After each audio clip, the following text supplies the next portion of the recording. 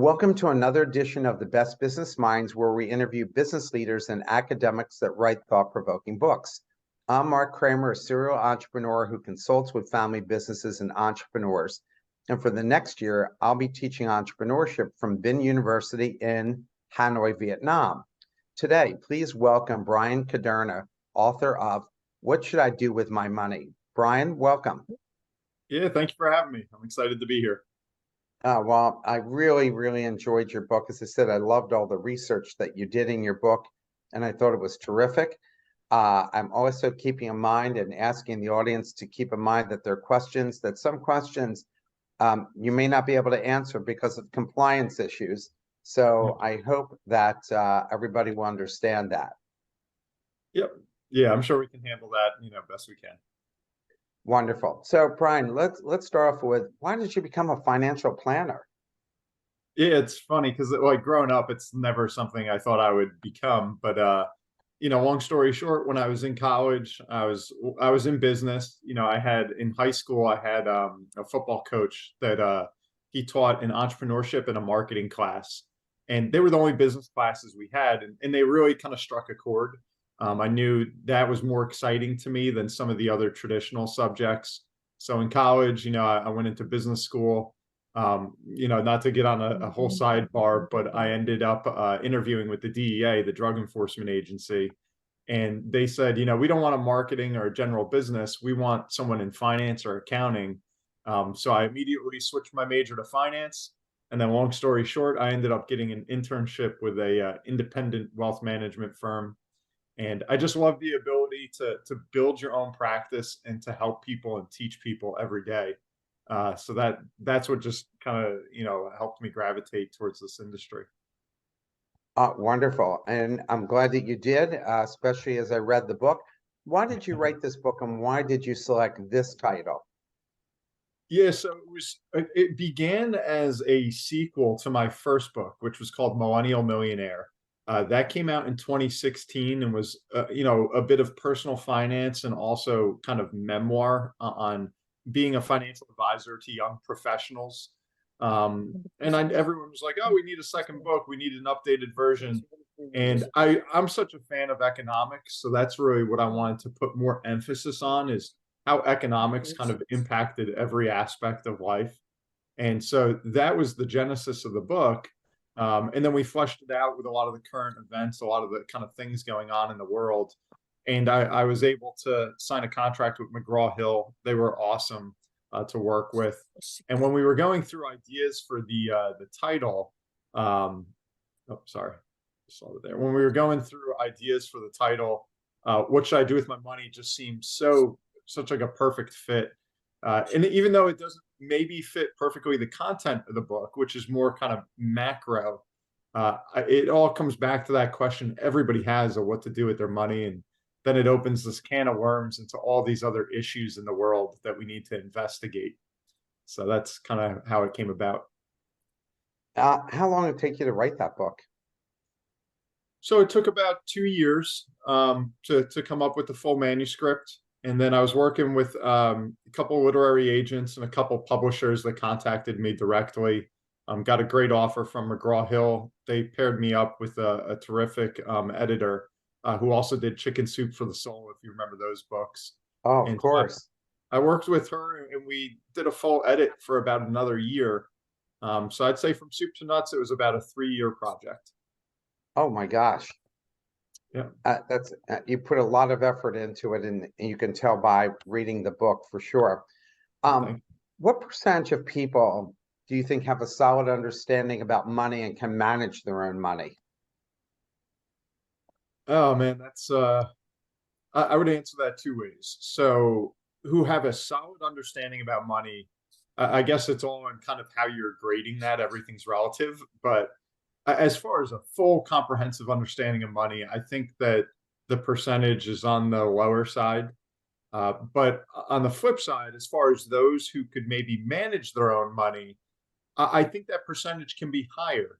And I think where people go awry is when they're always trying to maybe find kind of the new fad or a new shortcut, or or something like that, and they get away from the basics. And I think that that's sometimes like the biggest issue folks run into, is they make things more complicated than it needs to be. So, and that hence, financial advisors, hence we have this whole industry. But I think we need to do a better job as a society with financial literacy. What's the profile of the person who can do it themselves or with minimal support? What does that person look like? So someone who like truly do it on their own, I would say that that's going to be someone that is your W-2 employee. So they're not an entrepreneur that has, all different streams of income and maybe much more of a complex situation. And then if there's someone, for instance, like working with the government, where they have a great benefits package, they've got their health care covered, maybe they're fortunate enough to be a part of a pension plan, things like that, so that more of the different questions that the average Joes have to say, hey, am I covered? Am I doing the right thing? A lot of that is taken care of for them just by virtue of going to work every day. So I think that's one of the key things. And then also, again, if they have the time to commit to studying and to just like physical health, kind of do like a checkup every now and again on their finances, at least a couple times a month. What is the profile of the person who needs a lot of support? And by the way, as I mentioned to you, I'm living in Asia. I live in Hanoi, Vietnam. And one of the biggest things that's being pushed in Vietnam and actually throughout Asia is financial literacy. There are tons of sites now and programs designed to teach people about financial literacy. So what's the profile of the person who really needs a lot of support? So I think the people who really need a lot of support are just those who have a more complex situation. Definitely, the folks that are contractors, business owners, and the like, that month to month, year to year, they maybe have a little more volatility in their income and their career. And also, if they don't have any background in finance, if they didn't go to business school, if they're not familiar with, the ins and outs of kind of our whole financial structure, then they need help. It's not worth them trying to learn everything on their own. That's where they'd probably be better served interviewing some advisors, and then finding someone that can really lift a lot of that burden for them. What questions should you ask a financial planner to ascertain if they're good and right for you and your circumstances? Because there's like over 100,000 of you in the United States doing this kind of work. Yeah, And so what kind of questions do you ask them to make sure that they have, that they're smart, that they have your future, that they're concerned about your future and not just making money off of you? yeah, and you have a lot of good questions here. And that's, one early on, I had met with probably my wealthiest client at that time, or prospective client. And it was interesting when we like sat down, he actually had a sheet with him where he conducted like an interview. It felt like a job interview. And I'd never had that happen to me before in my first couple of years in the business. So I was kind of taken aback, but this was a gentleman that was, very astute with his finances and his business. So that struck me. And, he asked me a number of questions, really getting to know me. Why did I become a financial advisor? Just like you had asked. He said, can I see what you do with your own money? Which is something I always tell people, if just like as if you're going to go work with a personal trainer, you want to work with someone that really has their health at the forefront, that's really fanatical about the right diet, the right exercises, and so forth. So it's the same thing with us. You want to work with an advisor that has a sound plan and is practicing what they're preaching. So I think understanding why they became an advisor, asking what they personally do, what their successes and failures in finance have been. And then furthermore, I would ask if they're a CFP, a certified financial planner. That's like the highest credential or the gold standard in our industry, to ensure that this person has experience, they have ethics, they have a very broad base of knowledge. And then another good thing I always recommend is to check out a FINRA broker check. And you can go on there and you can search an advisor and really find out, almost like a background check of sorts. Have they ever been in trouble? Have they ever declared bankruptcy? Have they been in trouble with the law? Do they have any customer complaints? Where's their work history? You pretty much see their resume. So I think that's another great resource that everyone should be using. It's funny, I actually used that resource 10 years ago from my mother-in-law and found out that two people that were trying to manage her money had been suspended in Pennsylvania and relocated to California. Yeah, you got to be careful. So the resources are out there. You just got to take a few moments to do some homework.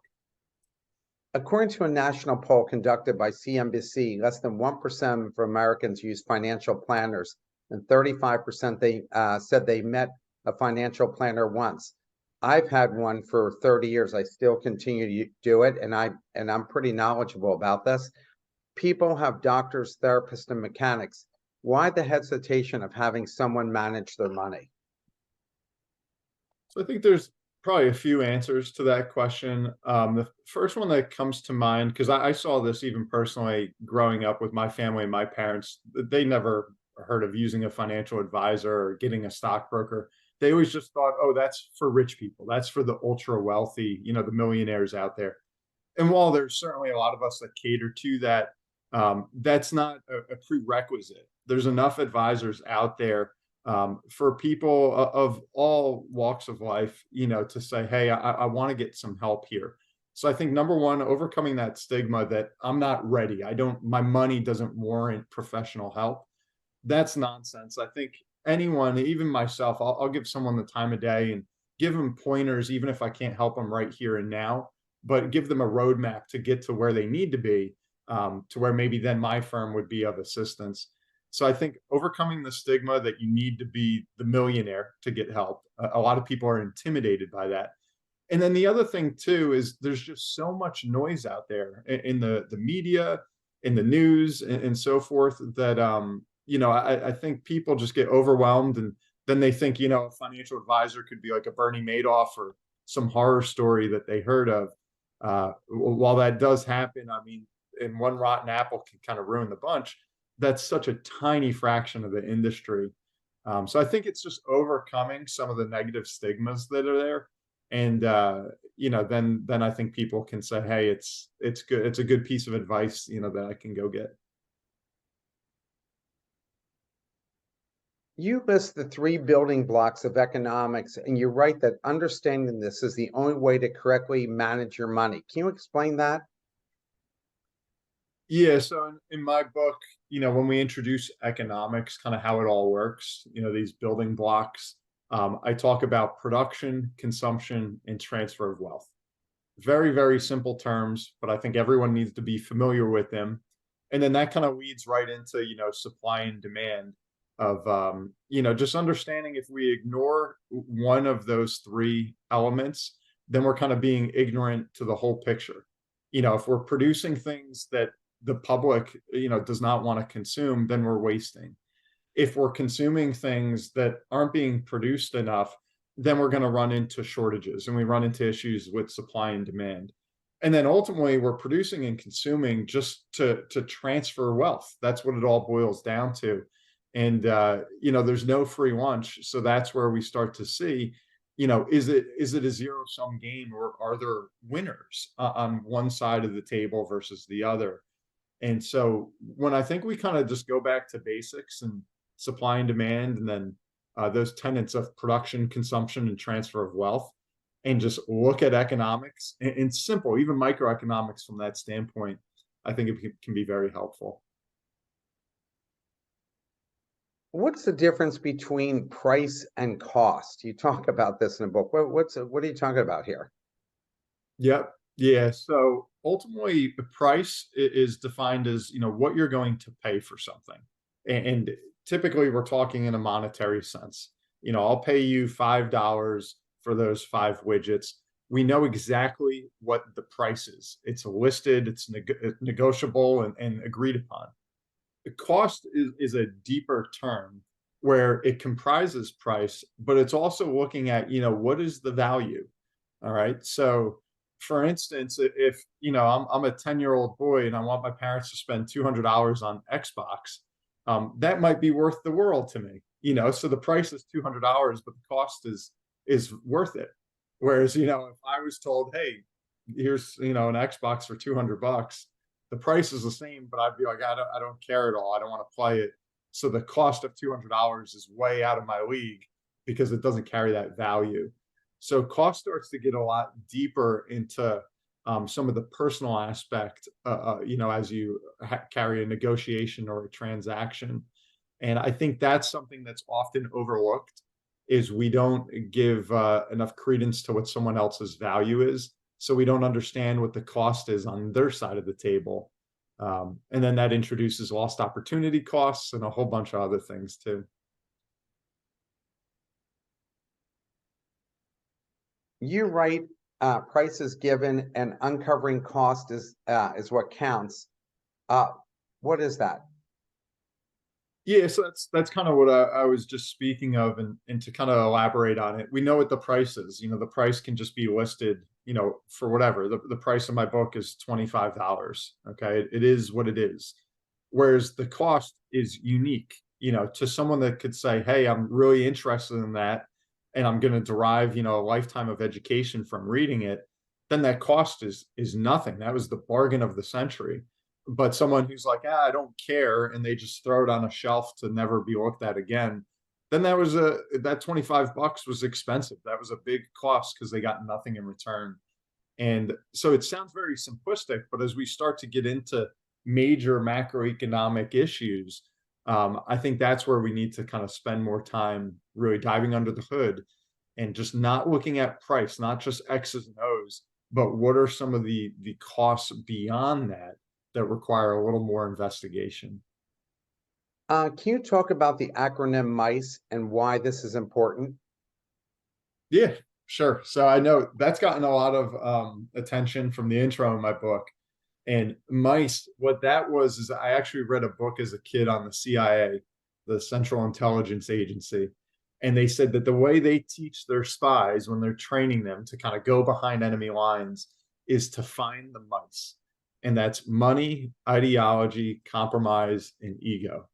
And that every decision, every question, every negotiation out there, it's driven by these four motives, either money, ideology, compromise, or ego.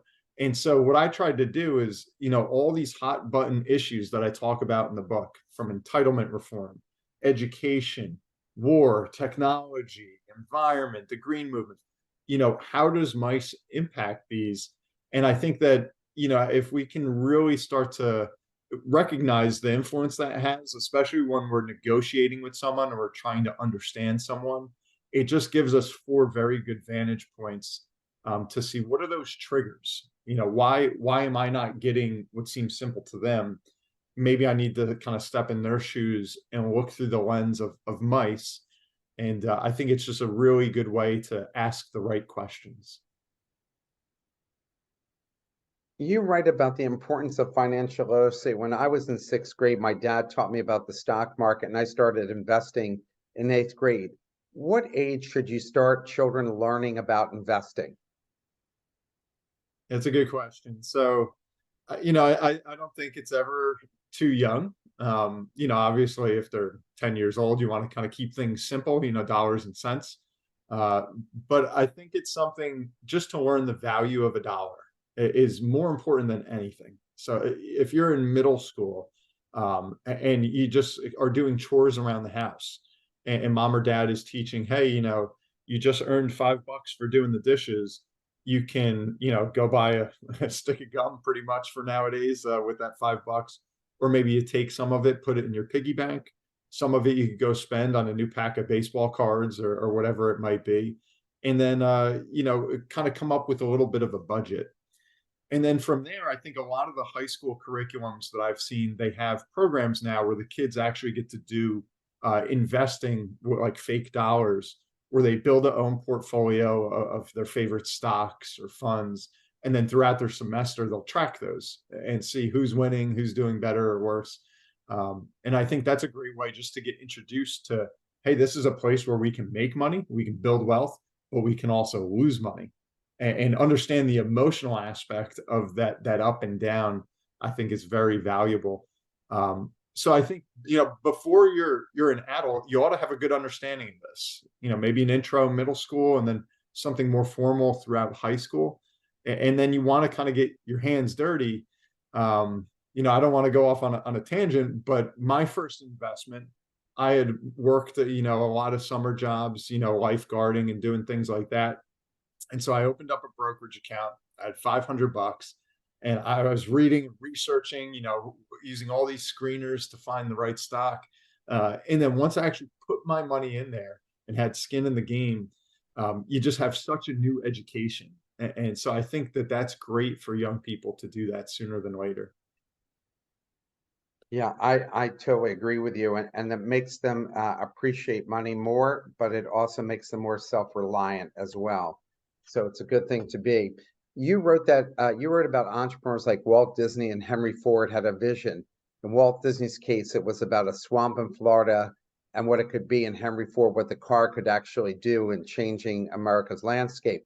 What industries do you think people should be looking at to invest in, and what type of criteria should they use for considering the right investment? So I'm not talking about individual stocks, but throughout your book, you really talk about industries and where they're going and so forth. So what's your thoughts on what people should be focusing on?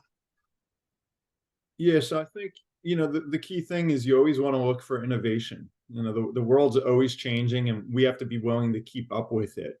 And there's no better place to do that than through investing. Everything costs money. That's kind of the whole point I wrote this book, is that money is influencing everything, whether you like it or not. So that's where investing can kind of help you be a part of this big game. And wherever there's innovation, it is, I think, where there's going to be future, there's going to be success, and then that's where wealth can get built. We saw it with those things, whether it was Disney or, like you mentioned, the car, when Henry Ford did that. So nowadays, I mean, anything in technology, you just see from, the dot-com boom, up to today, when now we're having like the AI boom almost. These are things that are changing the way the game is played, and there's a lot of opportunity for investors to be beneficiaries of that. Just as, like, we talk a lot now about going green, and you're seeing, things with the electric vehicles and clean energy and things like that. This stuff it's $1 trillion industry, so you can participate in it as an investor. And then maybe to kind of, piggyback on that thought of innovation, I think it's always worthwhile communicating with the youth and seeing what they're into, because that gives you a glimpse into the future. And we saw that, with social media, with Facebook and then Instagram, and now you're seeing it with Snapchat and TikTok. And, what are the ways that the youth like to communicate and digest information, and then find ways to kind of elaborate on that. And I think those are all just different things to kind of keep your finger on the pulse of what's growing, and a lot of them will kind of fizzle away, and then some of them will stay and get huge and become the Amazons and the Apples. And so that's where you just want to kind of stay in the know. And those will be some kind of guidelines for investing too. In the section book about entitlements, you explain what they are. Please tell us, and are these entitlement programs you think are holding America back from improving the average person's financial status? Yeah, so that's one of the kind of the opening earlier parts of the book, is talking about entitlements. At least here in America, that's such a huge part of our economy. That's a part of the fabric of our country. And the biggest ones, being Social Security and then Medicare, Medicaid. All right, they're just gigantic systems, and any politician, hoping to kind of reform them, is recognizing, yeah, that's very important, but also they're kind of playing with fire. These are the bedrocks of our economy that millions of Americans depend on and rely on. So when you talk about, cutting benefits or reducing them, or then on the flip side, increasing taxes and things like that, they're always touchy subjects. So I think that, I don't want to say they're holding back America, but they are huge, huge costs. A lot of it is borne by debt, which is never a good thing. And I think we need to have some hard conversations of, it's just a matter of inflows and outflows. So if we don't want to, jack taxes through the roof, well, then we got to have a conversation of how are we going to corral these benefits so that they're not so costly. So they're a strength of America, but they're also a weakness in a sense that we got to get control of it. And unfortunately, we've been turning a blind eye, in my opinion, for far too long. Should the government raise the age when you can tap Social Security from 67 to 70? And what would that mean to most people's financial planning? So my own personal opinion by Bryan Kuderna, I think, yes, the normal retirement age definitely needs to go up. You think about it, when Social Security was really coming into existence in the 1940s, the normal retirement age was 65. All right. And at that time, if you look at life expectancy, it really wasn't much further than that. So it was kind of like Social Security was helping, like in these niche scenarios. And when it was only for maybe a few years typically. But now, so many decades later, here in 2023, all we've done is go from 65 to 67, but we have way more Americans that are retiring, and they're not just living until they're 68. I think most of us probably know someone that made it to their 90s or even to 100. And so now we're even talking about trying to shorten our career, even amidst these longer life expectancies. So again, going back to inflows and outflows, I think we need to keep up with population dynamics. We need to keep up with the demographic of our country, which we've more or less been ignoring. So I think that is a simple one that we should be indexing it for life expectancy, which we've done to get from 65 to 67. But it's not much, and that change was made long, long ago, and we haven't done anything since. Yeah, I'm amazed in France how they're still fighting each leader of the government, whether it's Macron or any of the past ones, that they refuse to increase the age of retirement there. The math just doesn't add up. And we have the same problem with the math not adding up. Hmm. Yeah, yeah. It's really simple when you think about it. But right now, we have kind of a trend, what we call delayed onset adulthood, where they're not just turning 18 and going straight into the workforce. They're going to college, then they're doing an internship, then they're going into grad school, and they're dragging this out a little bit further. And now all of a sudden they're 26 and they're still living at home with their parents, and they're not, fully into their careers yet. And then on the back end, they're talking about wanting the fire movement and trying to retire early. And so when we just condense that career so much and then say we could be in retirement just as long as we were working, it's kind of simple when you think about it. You do the math and it's like, all right, you got to put way more into the system, or we got to slow down how much the system's grown. There's a comment here. Paul Krugman, who is a well-known economist, believes that raising the Social Security age discriminates against those with lower incomes, as there are health disparities. Is because the wealthy are living longer. Do you believe that? Do you follow that? I don't know if I totally agree with that. If you look at kind of the wealth replacement ratios, because there are caps on how much you fund Social Security, each year, that I think when you get into the much wealthier space, the replacement ratio just gets smaller and smaller of the amount of their income that was replaced. So I could see that if maybe what his theory is that if you don't make as much, you don't live as long.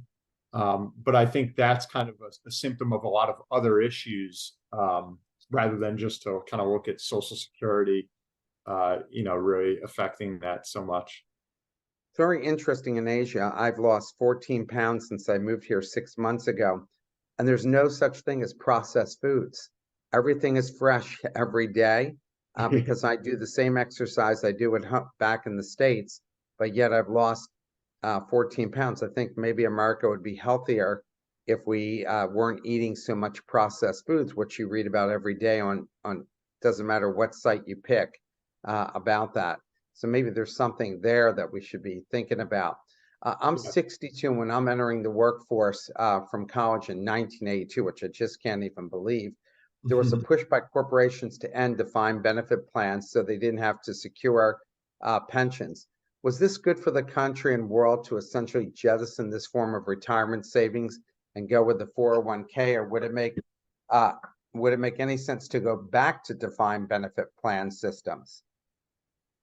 So it's I think, in the way I kind of position that even in my book, is the defined benefit system is almost a microcosm of Social Security.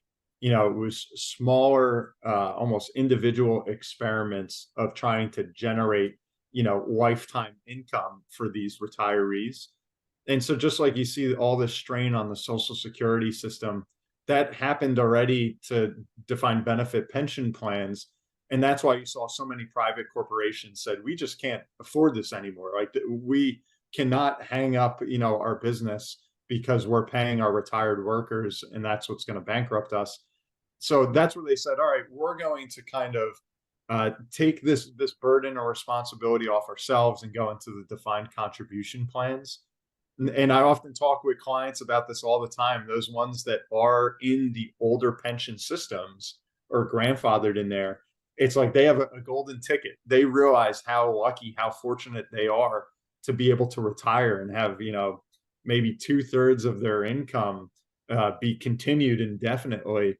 They recognize how cool that is. Whereas if I just have a balance in the bank or the stock market, it's a lot of pressure on myself to be able to replicate that. So it's one of those things. Of course, we would love to have it, but we can't be ignorant of the cost, and the cost has to be borne by somebody. So either it's going to be a much higher cost to the company for doing business that takes away from other things, or they're going to have to ask those employees to make bigger pension contributions, which we've seen with a lot of government employees as well, where their share has gone up. So, in my opinion, I think it should almost be something that, if it is available, it's optional, to the employee, where they can say, "Hey, I'll retain more of the money myself. I'll invest it myself. I'll do it my own way." Or they can opt into maybe the company or the pension plan and say, "You know what? I'll pay more into it if you guys can take that burden off my shoulders." So yeah, it's a great idea, but just like we're talking about, do we have to extend the age for Social Security? Those are the sort of things that the existing pensions, what are the few that are left, they're contending with those same issues of, there's only so much to go around. So what do we do? I think it bothers people that when I was in my 20s in the 80s, the average CEO made 60 times the worker, but now it's between 300 and 3,000 times the worker. So now people feel like, yeah, the company could afford to give us these. If you're paying that much to leadership, why Mhm. can't we get more of that money? So I think there's the leadership has to justify why their income is so much greater. I mean, I can't imagine somebody's worth 300 people or Yeah. 3,000 people. So maybe there's a different way of doing it that comes to the same resting area. Yeah, it could be. And I think there has been a lot of, you look at probably the past 15, 20 years now, there has been a lot of heat on the big CEOs, these Wall Street bonuses that you used to be seeing of, just these gigantic stock options and things that they were getting. So I think you're seeing a lot of pushback on that, to your point, which is a good thing. We want things to be fair. But yeah, I think that can, there's an argument to be made there, but fixing entire pension systems is a tall task. That's a very heavy lift, and it's a long-term one. So it would require commitment from, executives or the board of directors to say, hey, this is something we're doing that's not just going to affect us this year and next year. This is something that can affect us the next 30 or 40 years. And to try and be able to plan with that very long mindset, I think is something everyone has to get on board with if they really want to make it solvent. I believe you wrote that overpopulation of the world was much to do about nothing, and I'm putting in quotes, and I might have misunderstood this. Why doesn't that concern you, and how can investors take advantage of population growth or fear of the growth? Yeah, well, it does concern me, without a doubt, and that's like in the book. I believe the way I positioned it was, just posing the question: is it much ado about nothing? because I was talking about a point on how birth rates have changed dramatically over time, especially here in America. I think of my grandparents, they're one of seven, and I think one of eight. And nowadays, a lot of families, maybe they have two children, or they're having children way later in life and they're having one. So it's a kind of a different dynamic now. So I think overpopulation is a real issue that everybody's got to contend with. The earth isn't growing at all, and there's more and more of us. If you ever just Google a chart on population growth and you see it steady for thousands of years and then spike straight up, that's a reality that people have to deal with. And so the question is it a big deal or is it not? What I was mentioning is it's something that's just going to equal itself out just because we're having less kids now. But along that path, as you're seeing in Japan and stuff, there's a lot to deal with of like, all right, now a smaller group of young professionals maybe has to take care of a much larger group of their elders. So I think that there's different ways to look at it, but it is a little bit scary. And I think that's why you're having all these problems, like you said, of processed food and plastics and everything else that we could get into, are a lot of symptoms of how do we kind of, take care of more people on a cheaper way. And oftentimes the environment suffers for that. I've traveled to 5 countries since I've been here in Asia. It's very, very rare. Like you could go a few days without ever seeing a heavy set person. So it's amazing, like where it's just the reverse in the United States. And they're just starting to have more gyms here, but a lot of people don't work out like we work out in the States. So if we combine better health regimen with the fact that we do like to work out, it could be Mhm. a wholly different circumstance and actually save the country a lot of money and medical bills. Oh yeah. Uh, Yeah. You write about how young people like to use robo investors. When does a robo investor, and explain what that is as well, when does a robo investor make sense, and what role will AI play in people managing their money? Yep. So I think, robo advisors, robo investors, there's something relatively new. I think they're here to stay, but maybe for kind of like a smaller subset of the population. They're never gonna. I think the shortcoming of AI and robo advisors, I often say, is they can give you the answer, but they can't give you the question. And that's something, again, going early on when I was just getting started in the business. I had another client say to me, Bryan, I got a decent amount of money. She was very good at what she did, but she's like, I don't really get involved in the day-to-day finance. It bores me. I don't get it. I don't care for it. And she said, I want you to tell me what are the questions I should be asking. And I always remembered that because I was like, huh. I was like, well, these are the things that you want to consider, and we started to go down, the different opportunities and threats to her money. And that's something that I think will be tricky for a robo advisor to kind of get into more of the intricacies of one person versus another person, or one business versus another business. Where they can be good is if they're given set instructions. Hey, I want to invest this amount of money. This is my exact time horizon. This is the risk tolerance I know I can deal with. If they're giving guardrails, then just like you see these target date retirement funds and some kind of set it and forget it type approaches, that's where robo investing can perhaps satisfy that need and circumvent the advisor or the do it yourself approach. But it's a tool. And I think that's what's most important, just as AI is. AI can help us in a ton of different things, but it's a tool. You could give me a hammer. Yeah, I can start building things, but I'm not going to build your house just because you gave me a hammer. I think that, technology is kind of similar to that. I think people love it when the market's going up, and when the market has a reversal, then they need to talk to a professional who can help guide them through it. Everything looks great when the market's going up, right? I mean, that's when people feel like they can manage their own money and Yeah. throw a dart at a dartboard and hit it right. Yeah. All It's a ships much rise more, with the tide. And yeah, I mean, who are you gonna yell at a robot when the market goes haywire? It's, there, yeah. that's where it can get Well, complicated. or talk you out of selling your Apple stock just because it dropped by 3% or 5%. I mean, you're the voice of reason, letting them know over years what all that means. Mhm. In the book, you address the defense industry and the war on terror. We see that keeping up with Ukraine's defense needs, even in partnership with other Western European countries, is turning to be challenging.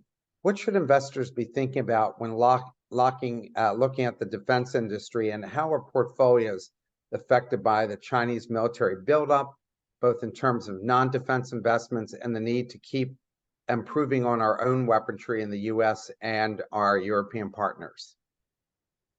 Yes, that's a big question there. Um, I would start with obviously you're seeing more and more, and hopefully this doesn't continue much further. But these proxy wars that are coming about, that's been the playbook for so many countries, for a while now. That especially big countries that say, "Hey, we can't just outright say something. We don't want things to be black and white, so we'll have these little proxy battles that we're doing." And along the way, unfortunately, a lot of innocent people get hurt, and there's a huge financial cost to all of that as well. So I think that's kind of the almost like the landscape that we're dealing with right now. And then the question begs, how long do we want to support something? We know how much money we're pouring into Ukraine right now and have. And I think if you ask somebody like, what's the end result? What do you want to see? That's a very hard question to answer. And along the way, you're pouring billions of dollars of taxpayer money into this from a variety of countries, but probably most notably here in the U.S. So I think you got to kind of think about that when there's always that juxtaposition of, do we put money abroad, or do we spend that on our schools, our cities, our streets and roads here at home? Um, Everybody's kind of clamoring for a finite amount of assets. And that ultimately goes back to the crux of what economics is. So, I looked at a recent stat I just want to share that was from the Office of the Management and Budget. And they said that in 2022, the US spent $766 billion on defense, which amounted to 12% of federal spending. And the biggest categories of that were operations, which is training, planning, healthcare is a huge one, and then the equipment. And then the second is military personnel pay and retirement benefits. So there's a lot that kind of goes into feeding this huge machine we have. That's a very, very big cost. And then we obviously have to keep up with it. You're seeing all that China's doing, but China's got a lot of issues of its own. Ed Yardeni is a pretty well-known economist. He just said the other day that China is in a property-led and fertility-led depression, an actual depression right now. So if they want to spend billions of dollars, building a new aircraft carrier, there's only so long that you can keep these things going before your economy is going kind of into the gutter. So there's so many different things to kind of balance here. But I think as investors, you want to see that big picture. It's not just, oh, let me just invest in defense stocks. It's let me see kind of all the other little ripple effects to this. And then technology, of course, is at the forefront of so much. So I think that's where you can always kind of be looking into, again, going to innovation and things like I mentioned earlier. Question from the audience. It seems investors are less likely to invest in bricks and mortar businesses because of all the hysteria over AI businesses and anything to do with geek economy.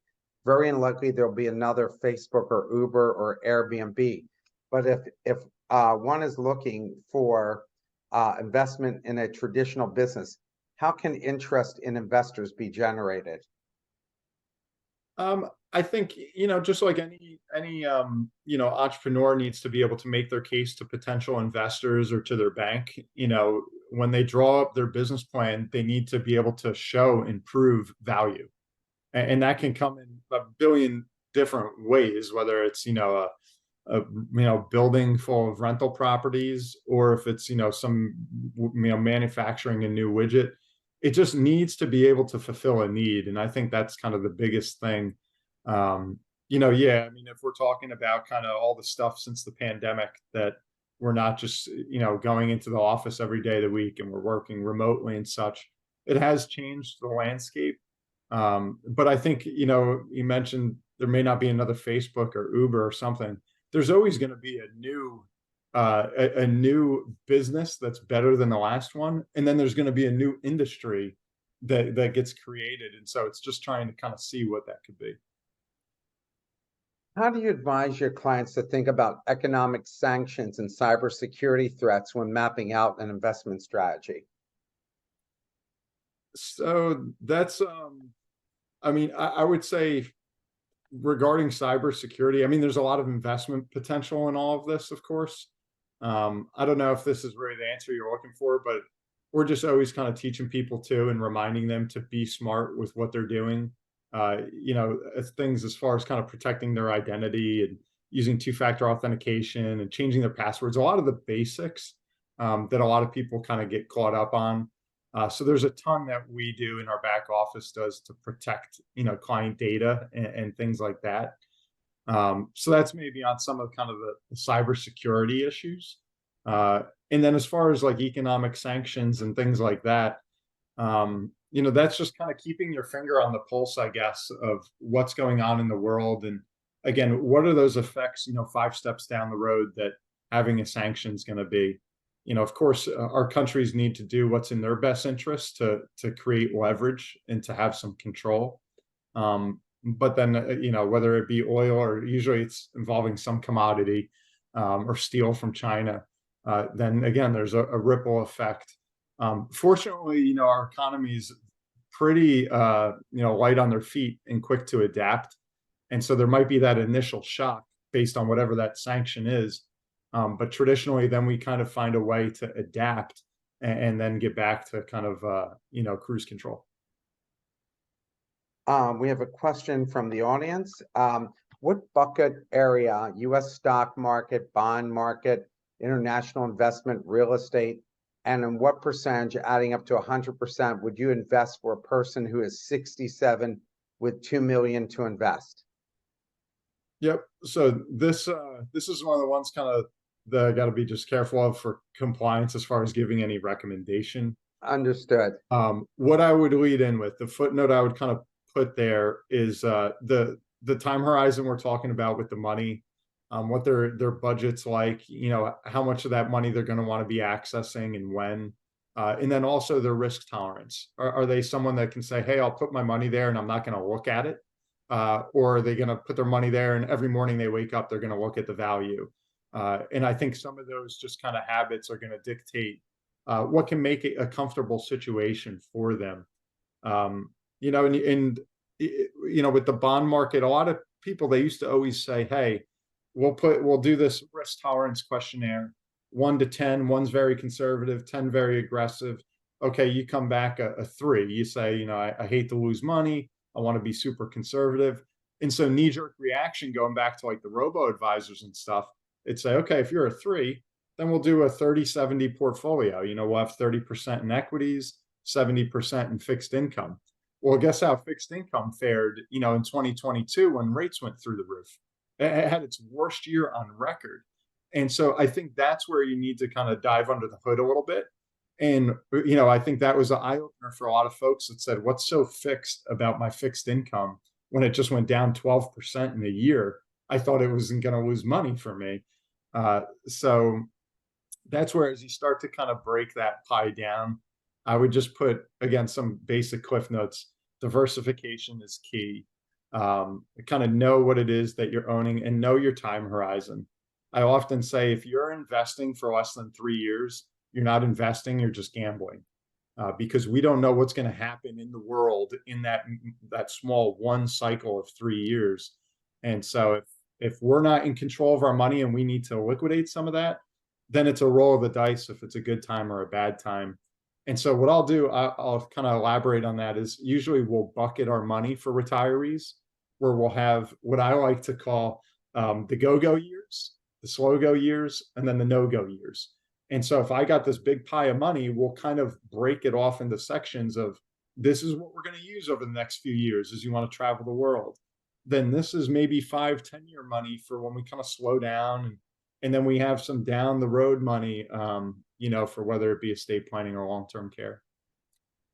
A question from the audience. Is Bryan's book mainly written for people who want to work and invest in the US, or does it cover investment opportunities worldwide? It's a great question. So it is written for an international audience. That's the first answer. The second to that is it's not just a here like a how-to book of here's step one, step two, step three, put your money here, no matter where you are. It's more a book about thinking, about understanding the interplay of everything going on in the global economy and being able to distill that down to your own personal situation and then be in the know so that now you can make smart financial decisions for yourself, your family, or your business, no matter where you live. And so that's where I think it gives a full economic literacy. And then the last chapter you'll see there is where we get more into the personal finance. Once we have an understanding of the macro, then we really get into the micro. I'm living in Hanoi, Vietnam, as I mentioned in the beginning, teaching an Ivy League level school to mostly an Asian population. My students tell me they no longer look at the American dream as viable and have major concerns about the gun violence. They're looking at Australia and less violent countries in Europe and Canada as places to live and work. Does that concern you as an investment advisor, and what do you tell your clients? Yeah, so it does. I mean, like if all those things were true, like if everyone had a consensus, let's say that something's very good or something's very bad, then that emotion obviously can sway the stock market, just like it could for any business. And that's like they often say, once something bad leaks about a business, the damage is done. And we've seen how many times that then a week or 2 weeks later, they say, oh, I'm sorry, that reporting was inaccurate, or the person that made an accusation, they took that back. It's like, well, it doesn't matter. That company already got hammered in the public eye. I think those are the things that you need to be very aware of, kind of the PR, like we're seeing right now with Israel and Hamas is so important of, what is the public perception of a business or of a nation and so forth. Now, as far as America, I think one thing I would say here in the States is, yeah, things are changing. There's good things, there's bad things. We've gotten addicted to a media that loves the bad stuff. All right, you could turn on the news every night, and it's enough to, give you nightmares, literally. I don't think that that's an accurate representation of our full 330 million people here. We're still the most immigrated to country in the world by a huge margin.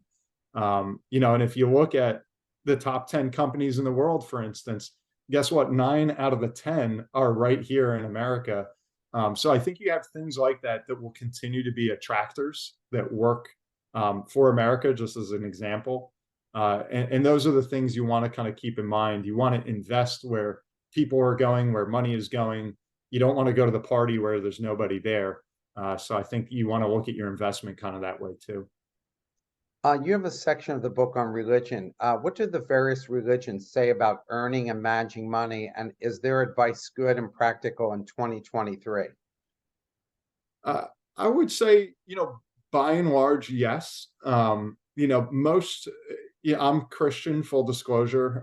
I've studied other religions and theologies as well. I don't know them as intimately, but by and large, you see they preach, living a frugal lifestyle, being charitable, saving your money, not being, crazy as far as kind of blowing your money or being irresponsible.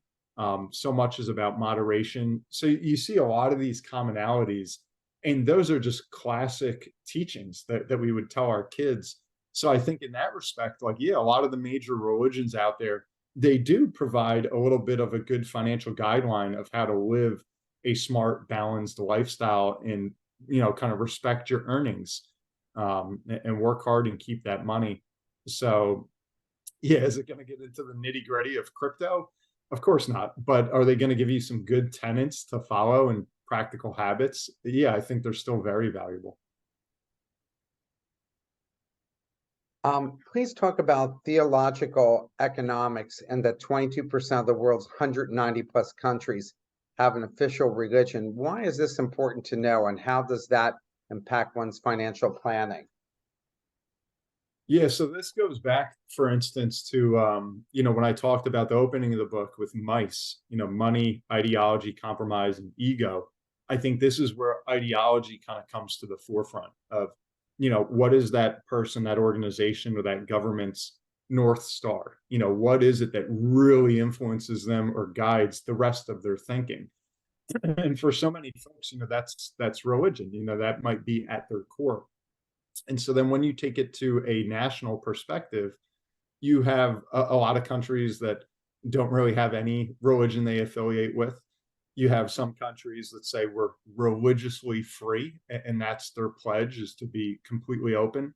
And then you have some that are anchored in religion. And it's almost as if the religion is bigger than the country, that we're not pledging allegiance to our flag, we're pledging allegiance to our faith. And I think where that's most notable is in Islam. All right, Islam is the fastest growing religion in the world, by quite a large margin, and there's actually 27 countries that their government is anchored in Islam, that it's in their constitution, and that's almost the governing power.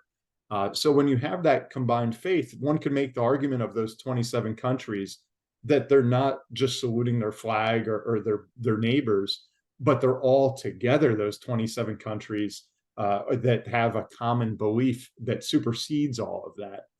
And so I'm not saying that any of these are a good thing or a bad thing, but they shape the playing field that we have to deal with. And you're seeing that play out right now, unfortunately, with Israel and Palestine. And there's obviously a very big religious influence to all of that, of what's going on. Um, so it affects everything. It affects economics. It affects war. It affects geopolitical issues, and then that has a direct effect on the stock market. So our last question here is, with the war between Hamas and Israel, we're seeing, as you write about, socially conscious investing. What is that, and how does that play a role in most people's investment strategy? Yeah, so I think socially conscious investing is just a kind of a general term in which we're not just picking stocks or funds or investments based on their financial value, but we're taking into account some social aspect. It could have religious influence of, we don't want to invest in companies that have anything to do with gambling or that have anything to do with alcohol or tobacco. It could be in things, I don't want to invest in any brown companies. I don't want to invest in oil. I want to invest in clean energy. All those different things kind of fall under that umbrella of social investing. As far as what role does it play in most people's investment strategy, I would say slim to none. I think that for the majority of folks out there, they're not having that be their ideology. That's not their motivating factor. For a select few, it is. And there's others that might say, hey, if it's a toss up and I could pick one of two investments, maybe I'll go for the one that fits kind of my profile a little better. But I think most folks out there, at least that I've seen, are still just trying to do the best they can with their money. And in the social aspect kind of maybe takes a little bit of a back seat to that. I think young people maybe are a little more cognizant of that, at least from what I see. But they're also not dealing with the kind of money that a lot of the other generations are dealing with. So it's there, but I think it's more of a kind of a talking point than a pragmatic thing that's having a lot of influence. We do have time for one more question. Here's the question Sure. from the audience. What makes someone like Warren Buffett such a great investor? Is there any criteria for assessing who can be a great investor and be trusted with money? Yep. So Warren Buffett has a lot of great quotes. One of the ones I always like to share is, it's not how your investments behave, it's how you behave with your investments. And so I think, why he was such a great investor, we'll say that was one thing. And then the other quote that I loved that goes to why he's so great, he said, you want to be greedy when others are fearful, and you want to be fearful when others are greedy. Okay. So if you can take kind of those two tenets there of one, I'm going to have kind of the gut, the stomach to say, okay, when something looks like a huge discount and everyone's running from it, that's maybe when I'll consider, okay, it could be a buying opportunity. Now, he had a huge bankroll to do a lot of what he did over all these years. But I think it was that mindset of being able to take some of the emotion out of play combined with a very long-term outlook. I think that's where you see great investors, is where they're able to stay the course. They're able to stick to a plan and then follow that for decades. Versus the people who kind of jockey from horse to horse or whatever the new fad is. That's oftentimes where they're just kind of rolling dice without even meaning to, and then the results speak for themselves. Bryan, thanks so much for taking the time to speak with us. I love the book. I love all the research you did, and I can tell why it took 3 years to write this book. And we look forward to the next book you might write as well. Yeah, thank you so much, Mark. I hope this was helpful, and everyone go check it out. Just called "What Should I Do with My Money?" Great. Have a great weekend, everyone. Take care. Thank you. Take care, guys. Thank you. Thank you very much.